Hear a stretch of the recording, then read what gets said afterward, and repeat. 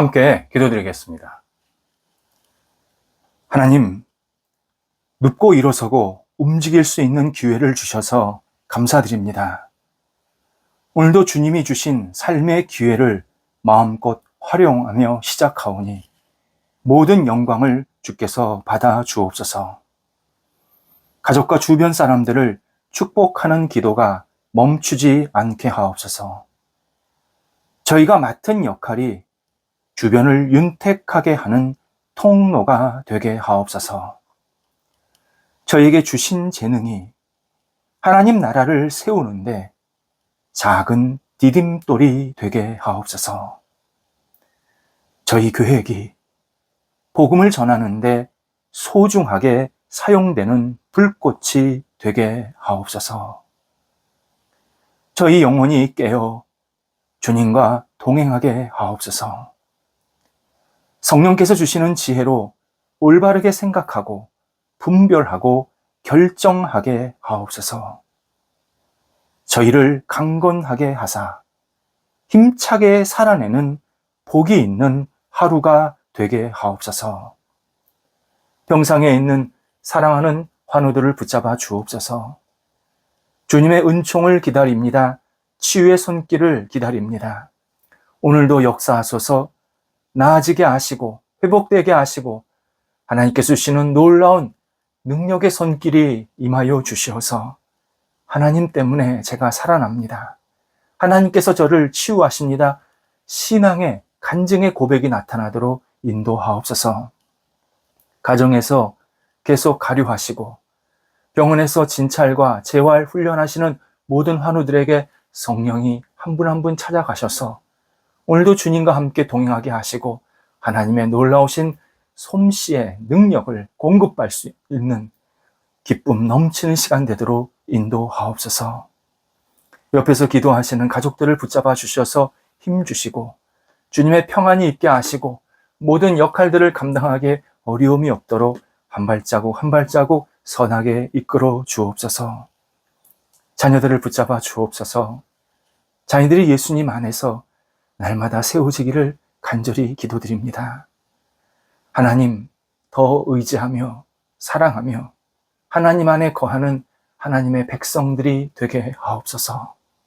하나님을 경외하게 하시고 하나님의 삶의 기준 되어 주시고 하나님 때문에 삶의 의미와 동기와 열정과 목적이 분명히 세워지는 하나님의 사람들로 자녀들을 붙잡아 주옵소서.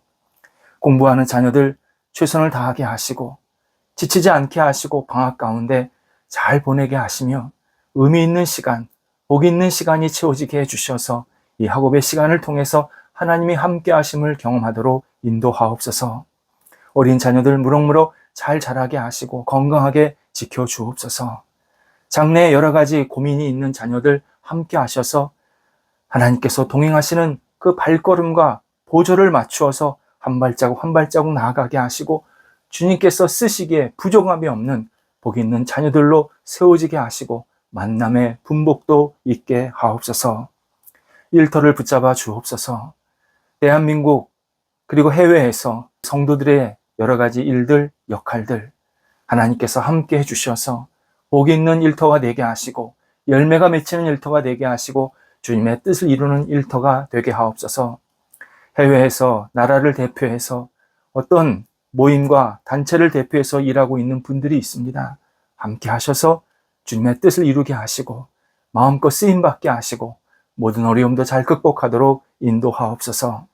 국내에서 맡겨진 역할을 감당하는 우리 사랑하는 성도들의 일터 또 일들이 있습니다. 하나님, 하나님의 도우심, 하나님의 궁유를 간절히 기다리오니 오직 하나님의 손길이 임하여 주셔서 모든 것들이 하나님께 영광되는 일들이 되게 하시고 하나님의 뜻을 이룰 수 있는 과정이 계속 이어지도록 함께 하옵소서. 장애물이 있고 어려움이 있을 때 넉넉하게 잘 이겨낼 수 있도록 용기를 주시고 지혜를 주시고 하나님께 모든 것을 내어 맡겨오니 믿음의 역사로 문이 활짝 열리는 기적의 능력이 나타나도록 인도하옵소서. 다양한 교류가 있습니다. 하나님께서 함께 하셔서 하나하나 선하게 진행되게 하시고 마무리도 잘 될 수 있도록 인도하옵소서. 도전하고 배우는 성도들도 있습니다. 일터에서 이 도전과 배우는 시간들이 의미가 있게 하시고 하나님께 영광이 되는 시간 될 수 있도록 함께 하옵소서. 시작한 일 잘 끝까지 마무리되게 하시고 30배, 60배, 100배의 결실로 하나님을 영화롭게 하는 하나님이 기뻐하시는 일터로 우뚝 세워지도록 함께 하옵소서. 출타하는 성도들을 붙잡아 주옵소서. 주님의 은혜가 있게 하시고 성도들의 영혼 속에 오늘도 주님과 동행하면서 모든 역할들을 잘 감당하고 돌아오셔서 하나님께 감사의 고백이 나타나게 하옵소서. 저희 교회를 위해서 기도드립니다. 저희 교회가 성도들이 살아나는 교회, 하나님의 말씀이 흥황하는 교회, 사랑이 넘치는 교회, 구원의 역사가 펼쳐지는 교회, 많은 영혼들이 하나님을 바라보는 진리 안에 거하는 교회가 되게 하옵소서. 성도들의 삶의 자리 하나하나 성령께서 구석구석 찾아가 주셔서 회복이 있게 하시고 살아남이 있게 하시고 흥황함이 있게 하시고 오직 하나님 때문에 기쁨과 웃음이 넘쳐나는 복 있는 삶이 가득 채워지는 저희 교회 성도들의 삶이 되도록 역사하여 주옵소서. 예수님을 알지 못하는 분들이 찾아와서 하나님을 만나게 하시고 진정한 사랑을 경험하게 하시고 서로를 축복하며 아껴주며 하나님 나라 마지막 순간까지 주님을 붙잡고 의지하는 하나님 나라의 백성으로서 이 땅에서 마음껏 쓰임받을 수 있도록 인도하옵소서. 하나님, 우리 성도들 오늘도 밝은 빛에 따라 움직이게 하옵소서. 어두움에 빠지지 않게 하시고 주께서 인도하시는 대로 한 발자국 한 발자국 밝은 역사가 성도들의 삶의 자리에 풍성히 나타나게 하옵소서. 예수님의 이름으로 기도드립니다. 아멘. 오늘 우리에게 주시는 하나님의 말씀은 누가복음 10장 36절에서 37절과 구약성경 신명기 30장 11절에서 14절 두 구절 말씀입니다. 누가복음 10장 36절 37절, 신명기 30장 11절에서 14절 연속해서 봉독해 드릴 때 살아계신 하나님의 음성을 들으실 수 있기를 기원합니다. 내 생각에는 이 세 사람 중에 누가 강도 만난 자의 이웃이 되겠느냐. 이르되 자비를 베푼 자니이다. 예수께서 이르시되 가서 너도 이와 같이 하라 하시니라. 아멘. 신명기 30장입니다. 내가 오늘 내게 명령한 이 명령은 내게 어려운 것도 아니요 먼 것도 아니라 하늘에 있는 것이 아니니 내가 이르기를 누가 우리를 위하여 하늘에 올라가 그의 명령을 우리에게로 가지고 와서 우리에게 들려 행하게 하라 할 것이 아니요 이것이 바다 밖에 있는 것이 아니니 내가 이르기를 누가 우리를 위하여 바다를 건너가서 그의 명령을 우리에게로 가지고 와서 우리에게 들려 행하게 하라 할 것도 아니라 오직 그 말씀이 내게 매우 가까워서 내 입에 있으며 내 마음에 있은즉 내가 이를 행할 수 있느니라. 아멘.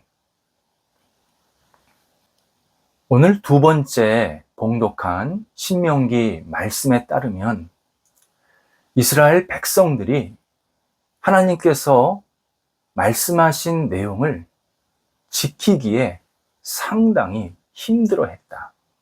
회피하고 싶었다. 도망가고 싶었다. 라는 사실을 알게 합니다. 하지만 하나님은 진리에 대해서 타협하지 않으십니다. 하나님은 말씀하신 내용을 우리가 힘들다고 지키기 어렵다고 거두어 들이시지 않습니다. 하나님의 말씀은 하나님의 영광을 위한 유일한 진리이기도 하지만 인간을 진정으로 살리고 회복하고 풍성하게 만드는 진리이기도 합니다. 그래서 하나님은 우리를 위해서 하나님의 영광을 위해서 절대 진리를 포기하지 않으십니다. 이에 14절에서 하나님은 당신이 하신 말씀이 우리 인간에게 매우 가깝다 알려주십니다. 이것은 신앙인이 얼마든지 지킬 수 있는 내용이다. 또 우리가 하나님의 말씀을 지키려고 하면 그렇게 지킬 수 있도록 하나님께서 능력을 주신다라는 의미입니다. 또 말씀을 지켰을 때 지키는 사람도 복이 되지만 그 말씀의 수혜자도 있다. 그래서 그 말씀을 지켰을 때 또 다른 수혜자도 복이 있다라는 뜻이기도 합니다. 과일을 나누어 주는 나무는 축복의 통로입니다. 과일은 1년에 한 번씩 따줘야 합니다. 그래야 그 다음에 넉넉하게 또 과일이 열리는 겁니다. 과일은 과일 나무에게도 도움이 됩니다. 그런데 그 과일을 나눠 먹는 사람에게도 복이 됩니다. 마찬가지로 하나님의 말씀을 지키는 것은 헛일하는 것이 아닙니다. 하나님의 말씀을 지키면 반드시 가까이 계신 하나님께는 영광이 되고 나 자신을 포함 주변 사람들에게도 큰 복이 된다 약속을 해 주십니다. 예수님이 사마리아인의 비유를 마무리하시면서 이 진실을 다시 한번 강조하고 계십니다. 예수님께 나의 이웃이 누구입니까? 물은 사람은 율법 교사였습니다.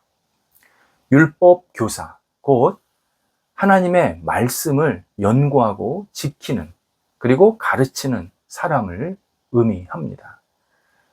당시 율법 교사는 굉장히 존경받는 훌륭한 선생님이었습니다. 당시 종교 지도자들 그 부류를 보면 서기관들, 제사장, 그리고 율법 교사 이렇게 크게 세 가지로 나뉘어졌는데 바리새인은 이제 이 안에 다 들어있는 전체 이렇게 밑바탕에 깔려있는 신분입니다. 이 서기관, 제사장, 그리고 율법 교사 이 세 사람 중에서 가장 본이 되는 삶을 살았던 부류가 율법 교사입니다. 그들은 하나님의 말씀을 스스로 지키면서 그리고 말씀을 잘 가르쳤던 덕스러운 그리고 존경받는 사람들이었습니다. 그래서 당시 예수님을 사람들이 종종 랍비여, 율법 교사여 라고 부른 겁니다. 예수님의 삶을 보니까 정말 전형적인 율법 교사의 삶을 살았던 그런 것을 확인했기 때문입니다. 그런데 예수님은 율법 교사를 자주 나무라셨습니다. 이유는 그들이 형식적으로 말씀을 지켰다. 또 우월의식으로 내가 일반 백성들보다 훨씬 잘났다라는 우월의식으로 그렇게 말씀을 지키는 태도를 보시면서 그렇게 하지 마라 몇 번이고 말씀을 하십니다. 본문에서도 율법 교사의 이런 태도를 엿보게 됩니다. 율법 교사는 나름대로 이웃을 잘 대하며 살고 있었다고 생각합니다. 그래서 10장 29절이죠. 29절에서 자기를 옳게 보이려고 율법 교사가 자기 스스로를 옳게 보이려고 예수님께 다가와서 물었다. 그렇게 설명되어 있었습니다. 율법 교사는 자기 기준에 따라서 이 정도 살면 됐지, 내가 이 정도면 행동을 잘하고 있지 스스로 칭찬받고 싶어서 예수님께 찾아와서 물었다는 겁니다. 그때 질문의 내용이 뭐였냐면 내 이웃이 누구입니까? 였습니다. 이 말 다음에 그는 저는 주변 이웃에게 올바르게 잘 행동하고 있습니다. 저 좀 칭찬해 주세요. 이렇게 말하고 싶었던 겁니다. 그러나 율법 교사는 자기 기준에 괜찮은 사람, 자기 수준에 맞는 사람에게만 잘 하려 했습니다. 예수님의 비유에 나오는 부상자 같은, 그리고 강도 만난 사람과 같은 이 어려운 사람, 어려운 이웃, 볼품없는 사람들은 전혀 신경 쓰지 않았습니다. 그들을 위해서 내가 뭔가 희생해야 된다.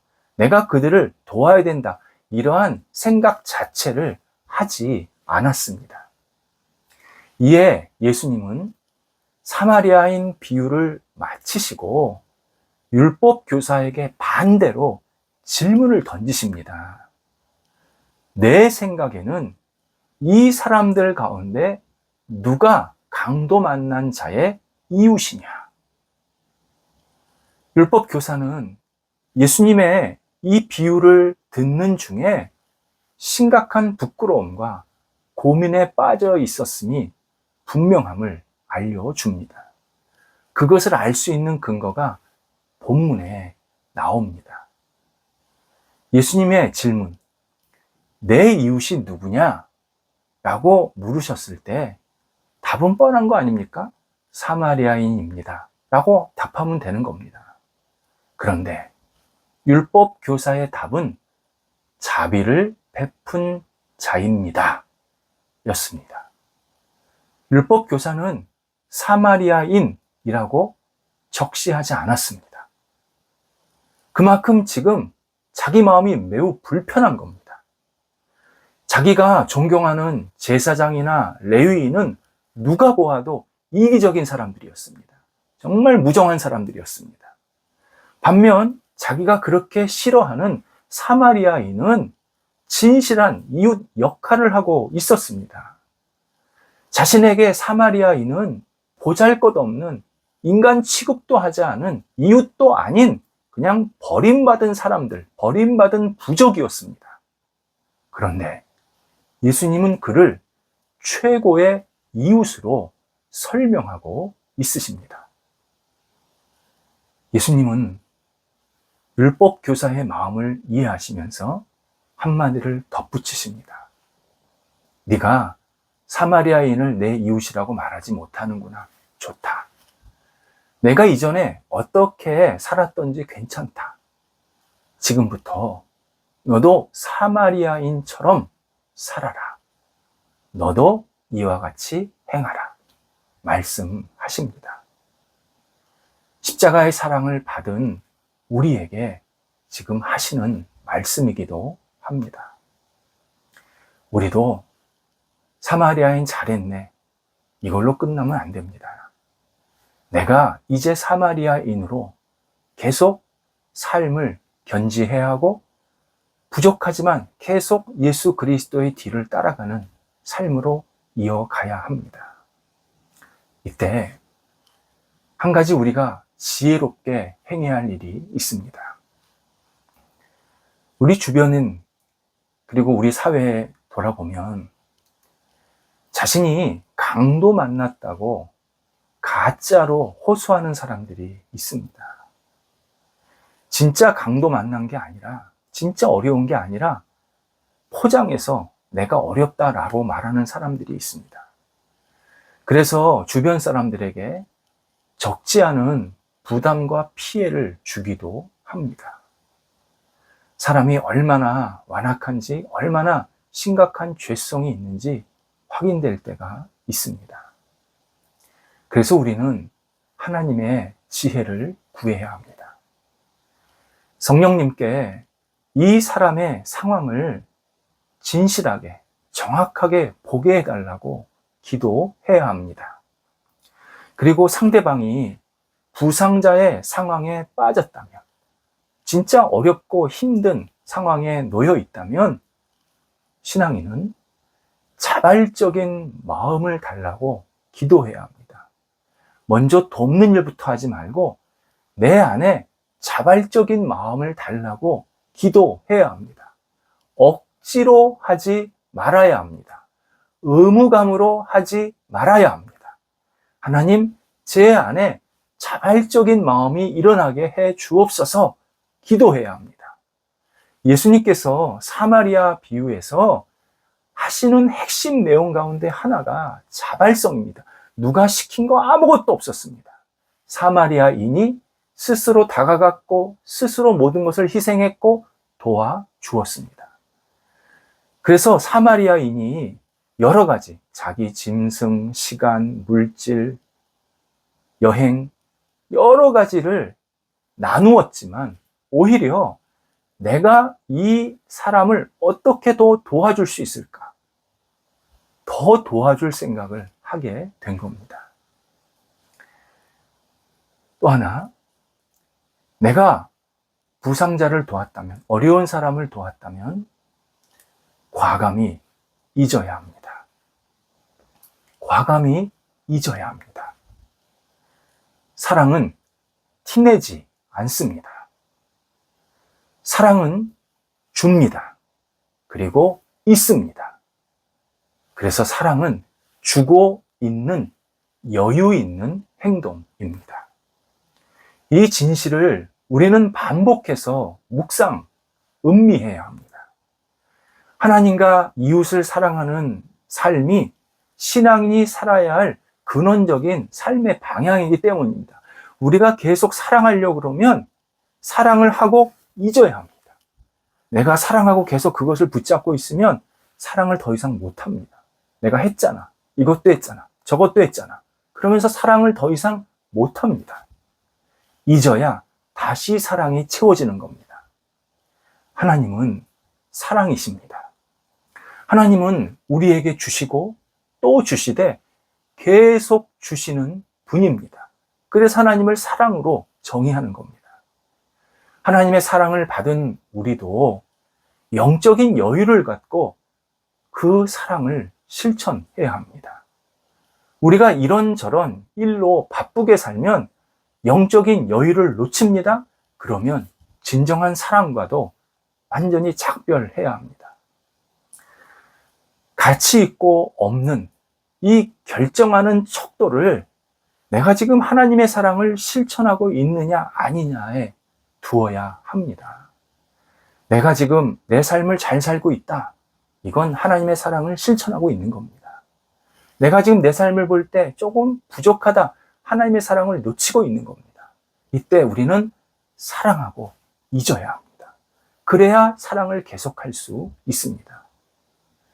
사랑은 주는 것. 그러나 사랑은 있는 것. 이것이 여유로운 영성을 갖고 살아가는 사랑하는 신앙인의 모습입니다. 기도하겠습니다. 하나님, 저희가 하나님의 사랑을 먼저 받게 하시고 주 안에 거할 수 있게 하신 것 감사합니다. 오늘도 주님의 사랑 많은 사람들과 함께 나누게 하시고 영적인 여유를 갖고 베풀고 돕고 기도하고 축복하게 하시되 한 일에 대해서는 과감히 잊게 하옵소서. 다시 하나님의 사랑을 체험받아서 사랑의 삶을 계속 살아낼 수 있는 저희가 되도록 영적인 여유를 충만히 허락하여 주옵소서. 예수님의 이름으로 기도드립니다. 아멘.